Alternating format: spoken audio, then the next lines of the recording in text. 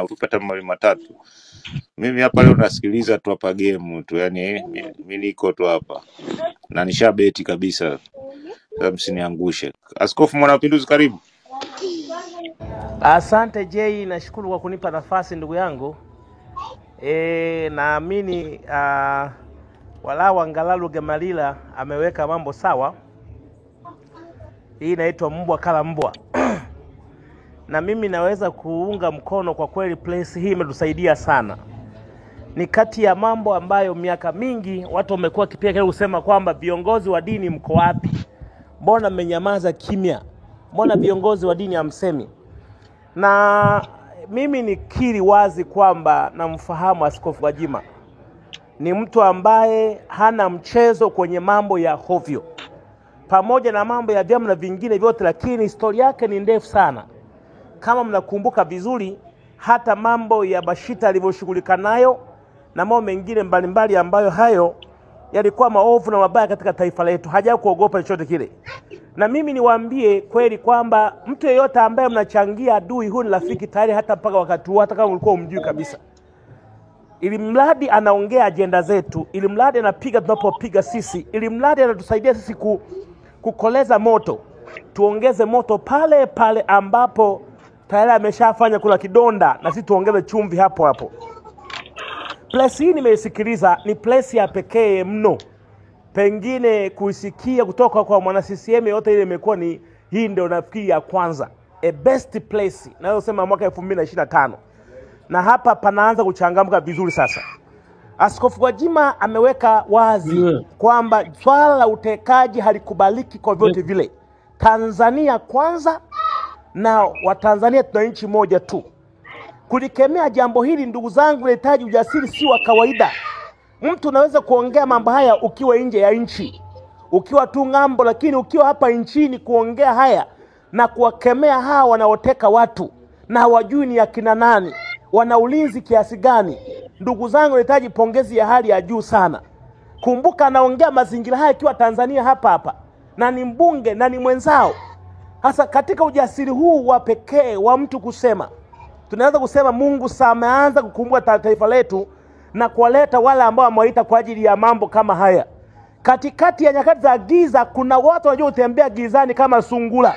Anaona gizani, anatazama mimo gizani. Kwa hiyo mimi naamini pia katika mazingira haya, hawa ndio watu wanaosubiriwa kwa hamu kwa ajili mazingira kama haya. Kwenye giza ni katika taifa letu, watu wanabakwa, watu wanaoitiwa, watu wanafanya mambo ya hovyo, watupu wanapigwa. Hasa nani asimame? Wasimame watu majasiri kama hawa. Wanasema waziwazi kuna yule anayewatuma, yule ambaye anateua usalama wa taifa na kuwaondoa. Tangu tupate huu tumekuwa na usalama wa taifa almost 12. Wakuwa usalama wa taifa. Lakini kwa utawala huu tumekuwa na usalama wa taifa 4. Anaingia na ondolewa, anaingia na ondolewa. Hao walioondolewa hatuambii kwa nini wameondolewa, ni kwenye mambo kama haya. Na tusipoangalia hata huyu yumo katika usalama wa taifa anaweza sibaki. Hatujui anapitia mazingira magumu kiasi gani. Nani amtetee? Nani amsemelee? Nani amsaidie? Wakitokea watu kama hawa kina Askofu Gwajima, ndugu zangu, wana wafuasi wengi. Askofu Gwajima sio mtu wa kawaida. Amepita taifa nchi jimbo kwa jimbo akifanya mikutano yake. Ana wafuasi maelfu kwa maelfu. Place yake ya leo wangapi wanamuunga mkono? Na wakimgusa huyo, basi tutegemee makubwa zaidi kutokea sio muda mrefu baada ya sasa hivi hapa. Mimi naweza kuambia wazi kwamba mziki sasa umepata mpigaji. Tuingie wenyewe tucheze. Na kwa mziki huu nadhani hakuna muda wa kuisha, utapigwa mpaka mwisho. Nafurahia kwa sababu sasa ile hofu ya watu wengi walikuwa wanaogopa kusema, wanaongelea chumbani na wake zao, wanaongelea sebleni kwao, wanaongea kwa sauti ndogo. Sauti imeongezwa sasa, sio kuongelea chooni tena. Wanaongelea kwenye uwanja wa waziwazi, volume kubwa, mbele ya waandishi wa habari.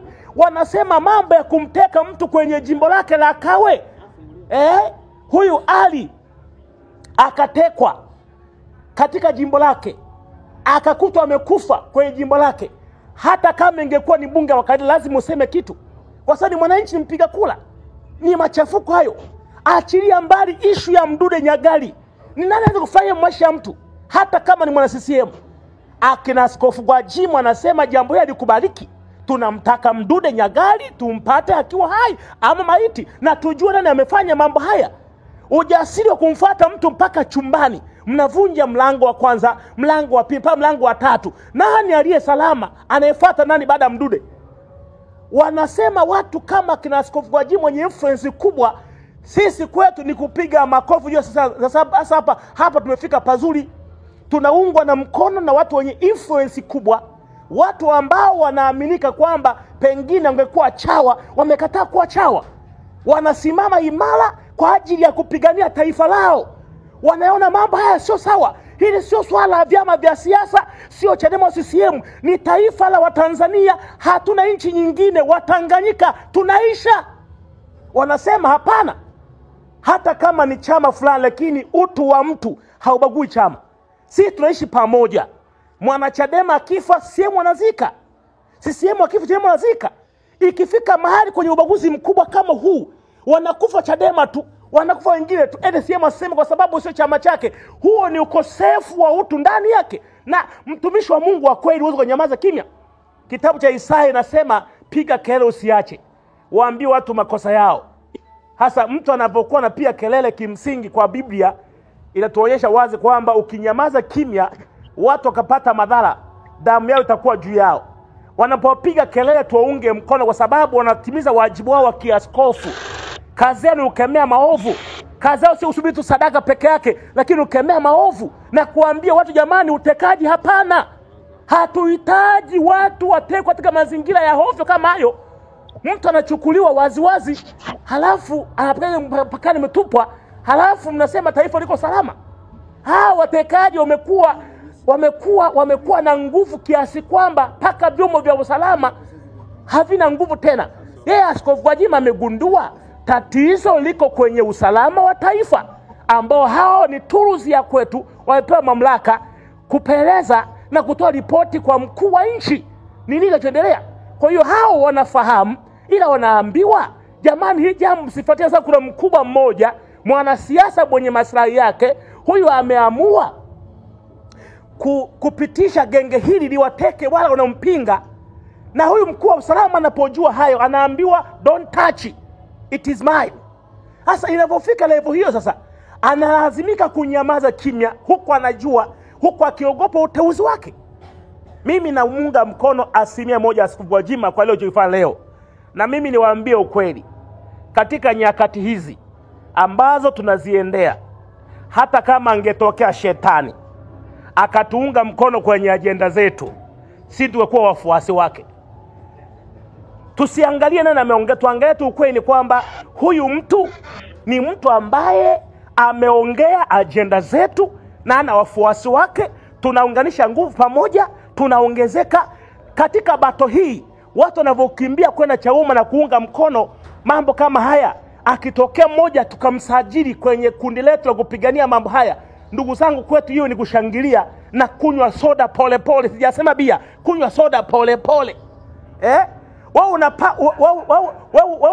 Unapanya nyumbani kwako, wanasumbua, wanakula nguo, wanakula mahindi. Ukipata paka, utaangalia rangi yake, rangi gani ili umlete aje akamate panya. Hata kama paka huyo ni mweusi, hata kama ni wa blue wa kijani, ili mradi anakamata panya, jamani, huyo ni wa kwetu. Tumuunge mkono kwa sababu anakamata panya wanaotusumbua. Kwa niwaambie ndugu zangu, tuendelee kumuunga mkono. Hotuba yake hii nzuri, namna alivyoongea, ameongea vizuri, amenyosha mambo vizuri. Huyu ni mwenza tayari, kwa sababu anaongea kila ambacho tunakiamini. Na kwa sababu hiyo sasa, naomba tuanze kupushi kwa nguvu kubwa maneno yake yawafikie wahusika, yawafikie waliokuwa nalengwa,